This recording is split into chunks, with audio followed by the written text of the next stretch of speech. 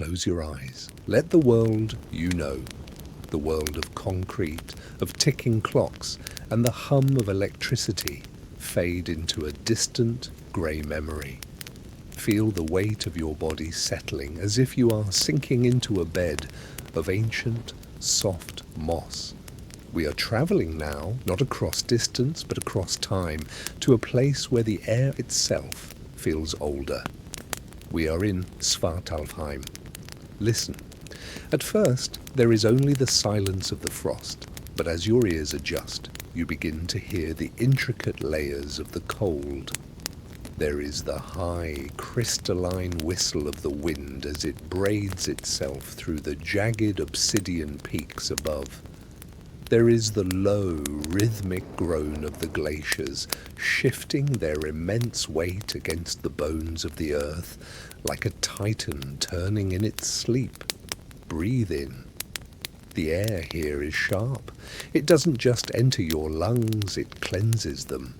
It carries the scent of frozen stone and the deep, resinous perfume of pine needles that have never known the warmth of a summer sun. These trees are dark, their bark plated like the armor of ancient dragons, standing as silent sentinels in a twilight that never truly ends. Imagine your feet pressing into the ground. The earth here is a mixture of black volcanic sand and a fine, powdery snow that doesn't crunch so much as it sighs under your weight. Shh, shh. With every step, a tiny cloud of silver frost rises around your ankles. The cold is a physical presence here. It is a heavy velvet cloak draped over the shoulders of the world. It presses against your cheeks with a gentle, numbing touch, reminding you that in this realm, stone and ice are the masters, and breath is a flickering miracle. Look up at the sky. There is no sun here, only a bruised purple horizon and stars that look like chips of ice scattered across a floor of dark glass. The light does not fall from above. It seems to emanate from the snow itself, a soft, bioluminescent glow that reveals the twisted shapes of the mountains. These peaks are not smooth, they are violent and jagged, reaching upward like the broken teeth of a giant. In the valleys, the mist pools like spilled milk. It is thick, swirling in slow, hypnotic eddies around the roots of the world tree. This mist carries the damp smell of subterranean rivers, water that has travelled through miles of limestone and iron before whispering out into the open air. Everything is damp, heavy, and still. Stay here, in this stillness for a moment. Feel the rhythm of the wind. It is not a chaotic wind. It is a breath. The mountain is breathing in and out. The frost is forming on the tips of your eyelashes, tiny, perfect geometries of ice, so light you cannot feel them. Yet they are there, bridging the gap between your warmth and the infinite chill of the north. Through this landscape of silver and shadow, a figure moves. He does not belong to the stillness. He is a flicker of motion, a glitch in the quietude. This is Loki.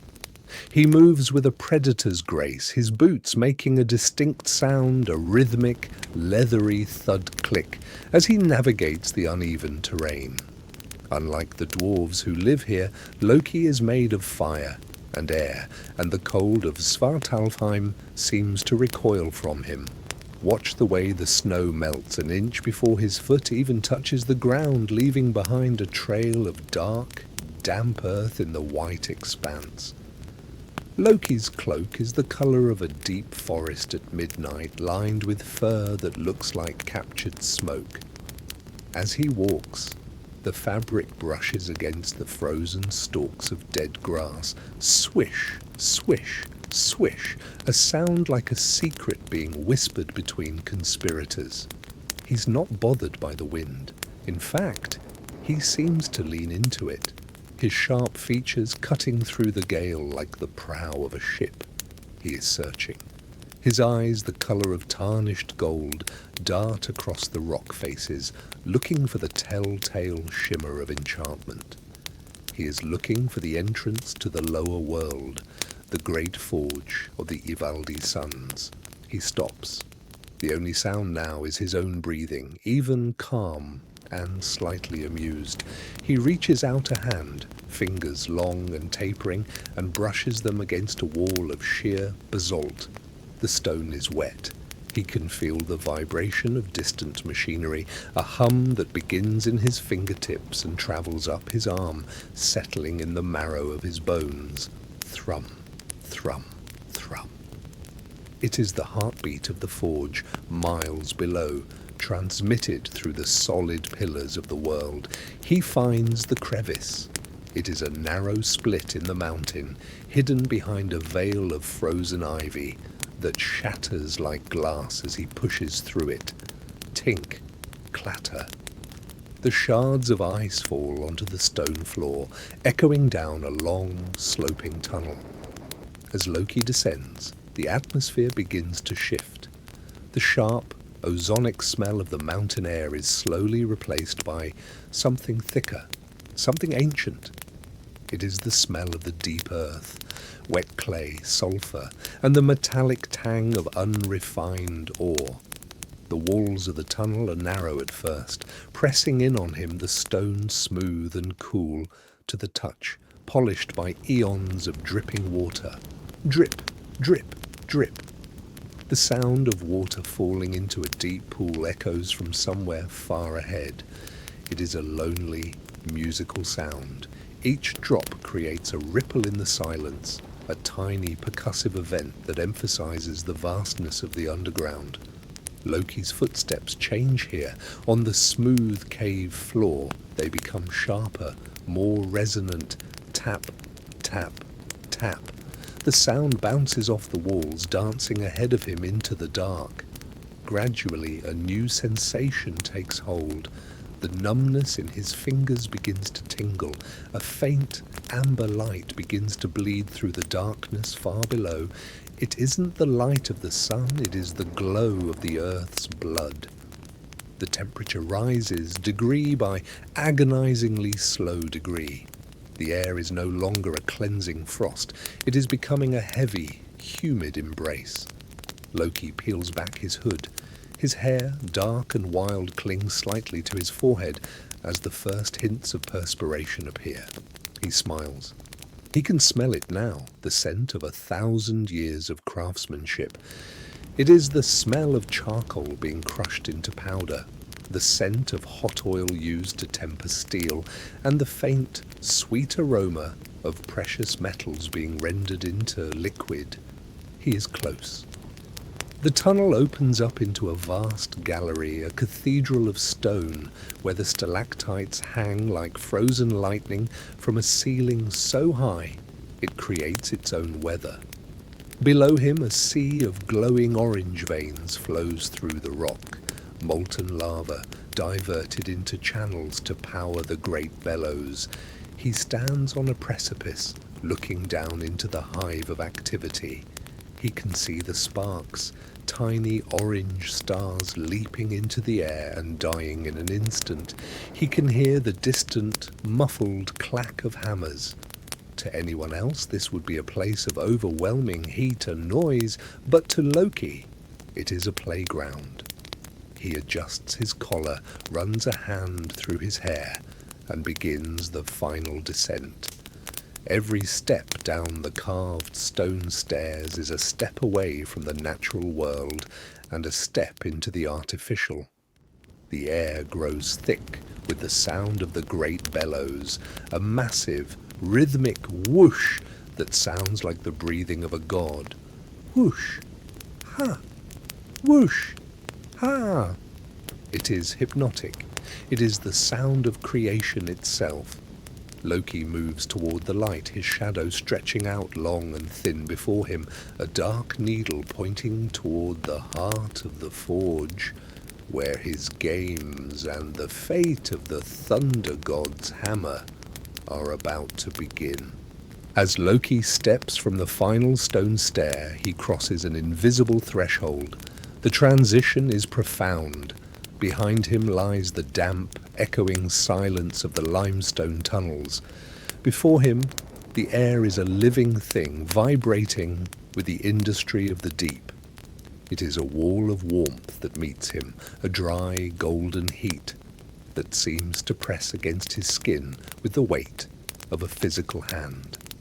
Take a moment to imagine this atmosphere. The air is thick, saturated with the scent of toasted cedar and the sharp, alkaline tang of wood ash. It is a heavy air flavoured by the breath of the furnace. You can feel the fine, microscopic grit of charcoal dust settling on your skin, a dry, powdery sensation that speaks of a fire that has not been extinguished for 1,000 years. The forge of the sons of Ivaldi is not a room, but a hollowed-out heart within the mountain. The ceiling is lost in a haze of amber smoke, where the heat ripples and warps the very light, making the massive stone pillars seem to shimmer and sway like trees in a summer gale. There is a constant, low-frequency hum here, a resonance that you feel in your teeth and in the marrow of your collarbones. It is the sound of the earth's internal pressure being harnessed, a deep that never falters. Loki moves deeper, his eyes adjusting to the brilliance. In the centre of the cavern sits the great hearth.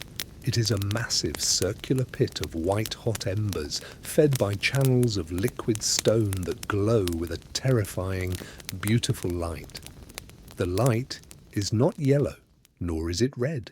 It is a blinding, celestial white at the core, fading into a rich, pulsing violet at the edges. Watch the brothers at work. Brokkr and Sindri do not move with the frantic energy of men in a hurry. Their movements are geological. They move with a terrifying precision, their heavy leather aprons creaking with every step. Creak, snap, the sound of aged hide stretched over muscle and bone. Their hands, calloused and stained with the silver of the stars and the black of the earth, handle the tongs as if they were extensions of their own limbs. Loki speaks, but his voice is almost swallowed by the rhythmic thump of the bellows. He lays his wager, his silver tongue darting like a flame, challenging the brothers to prove they are the masters of all craft. The brothers do not look up immediately. They finish the fold of the metal they are working on, the hammer falling with a slow, deliberate clink, clink, clink, before they finally acknowledge the god of mischief. The air grows still as the deal is struck. The heat seems to intensify, a silent witness to the oath. Loki retreats into the shadows, his silhouette merging with the soot-stained walls, while the brothers prepare. They gather their materials, a bar of pig iron, a handful of gold as soft as butter, and a mysterious, shimmering mass of what looks like frozen starlight. The forge begins to roar, a deep, hungry sound, a lion's purr amplified 1,000 times. Sindri places a piece of pig's hide into the furnace.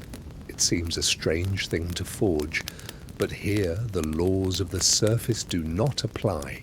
He commands Brokkr to work the bellows, never stopping, never faltering, until the work is done. Listen to the bellows. F-hoo, f-hoo. It is the lungs of the mountain. With every stroke, the fire leaps higher, turning from orange to a piercing electric blue.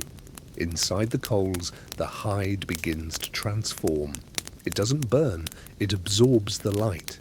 It drinks the heat. The smell changes. It is no longer just wood and iron. Now there is a scent like ozone after a lightning strike, mixed with the sweet, heavy aroma of melting beeswax. Sindri reaches into the white-hot core with tongs made of enchanted stone and pulls forth a shape that defies the eye. It is Gullinbursti, the boar with bristles of gold. As the metal cools slightly, transitioning from white to a shimmering, liquid yellow, the sound of the workshop changes. The metal makes a tiny, singing sound, a high-pitched tink, tink, tink as the golden bristles crystallize and harden. Each bristle is a needle of light. Imagine the texture of this creature.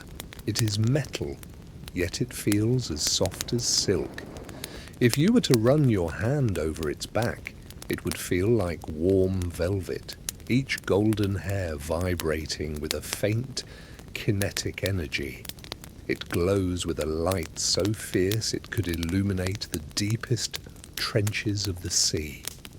The brothers set it aside, and the air around the golden boar remains warm, a localized summer in the heart of the cave. Next, Sindri takes a bar of gold. This gold was mined from the roots of the world tree, and it carries the weight of 1,000 years of sunlight. He places it upon the anvil. The forging of the ring Draupnir is a process of extreme quiet. The hammer falls now, not with a thud, but with a delicate musical chime. Ding, ding, ding. It is the sound of a bell ringing in a frozen forest. Watch the gold as it softens. It becomes like honey, drooping and curling under the heat. Sindri begins to chant, a low, guttural vibration that syncs with the rhythm of the bellows. The gold responds to the sound. It begins to spiral, folding into itself, creating a perfect, unbroken circle. The smell here is different. It is the scent of a treasury, metallic, clean, and ancient. It smells like the coins of fallen empires and the crowns of forgotten kings. As the ring takes shape, it begins to hum in harmony with the forge. This is the magic of Draupnir. Every 9th night, 8 other rings of equal weight will drop from it, a cascading waterfall of wealth. Can you hear the sound of those future rings? It is a phantom sound like the clinking of coins in a silk purse, a soft, metallic chink that echoes in the mind. The ring is quenched not in water, but in the morning dew of a hidden valley. The steam that rises is thin and translucent, smelling of moss and cold spring water. The ring is finished. It sits upon a velvet cloth, a perfect loop of impossible luster. But the brothers do not celebrate. The greatest task remains. The air in the forge grows heavy once more. The orange glow of the hearth begins to deepen into a bruised, stormy purple. The iron is coming. The hammer is next. Loki, watching from the darkness, feels a shiver of true cold for the first time since entering the mountain. He knows that if the brothers succeed, his very life may be the price. He prepares his transformation. He becomes the fly. He enters the rhythm of the bellows, waiting for the moment to strike, while the scent of impending thunder begins to fill the room. Now we reach the heart of the storm. The air in the workshop changes. It grows thick, charged with a static tension that makes the fine hairs on your arms stand at attention. The scent of the gold and the beeswax has vanished, replaced by the brutal, honest smell of raw iron, a scent that is cold, bloody, and ancient. Sindri approaches the great hearth with a slab of iron that looks like a piece of a fallen star. It is dark, matte, and seems to swallow the light of the forge rather than reflect it. He places the iron into the white-hot center of the coals. "Do not stop," Sindri whispers to his brother Brokkr. "If the bellows falter for even a heartbeat, the purity of the strike is lost. The iron must breathe as we breathe. Listen to the rhythm. Whoosh! Ha! Whoosh! Ha! Brokkr's hands are locked onto the wooden handles of the bellows. The leather creaks, a deep, rhythmic groan that sounds like the straining of a ship's hull. The heat is now a physical weight. It is a dry, searing presence that turns the sweat on Brokkr's brow into steam before it can even fall. In the shadows, Loki watches. He sees the masterpiece forming, and he feels the noose of his own wager tightening around his neck. He cannot stop the forge with magic, so he must stop it with a sting. He shifts, his body dissolving into a blur of emerald light, shrinking down, down, until he is a large black gadfly with wings that hum like a serrated blade. Zzzt, zzzt. The fly circles the sweating giant at the bellows. It lands first on his hand, biting deep. Brokkr does not flinch. His rhythm is iron. The fly circles again, landing on his neck, drawing a bead of dark blood. Brokkr's muscles ripple. His jaw remains set. And the bellows continue their song. Whoosh! Ah! Finally the fly lands upon Brokkr's eyelid. It bites with the desperation of a trapped god. A trickle of blood runs into Brokkr's eye, stinging like liquid fire. For the briefest of moments, the space between two heartbeats, Brokkr reaches up to wipe his eye. The rhythm breaks. The bellows give a short, dying gasp. Huff! In that exact moment, Sindri draws the hammer from the forge. The sound of Mjolnir hitting the anvil for the first time is not a chime. It is a crack of thunder that echoes in the marrow of the mountains. Boom! The vibrations ripple through the floor, through your feet, and up into your chest. The iron is no longer dark. It is a pulsing, incandescent violet. As Sindri hammers, the sound is a heavy, wet thud clack. The metal is so dense that the anvil itself seems to groan under the impact. With every strike, a spray of sparks, blue, white and purple, explodes into the room, drifting like tiny dying suns. But as the metal cools, the floor is revealed. Because of that broken heartbeat of the bellows, the handle is short. It is a stunted, heavy thing, out of proportion with the massive, brutal head of the weapon. Yet, as Sindri holds it up, the air in the room seems to rush toward the hammer as if it is a vacuum.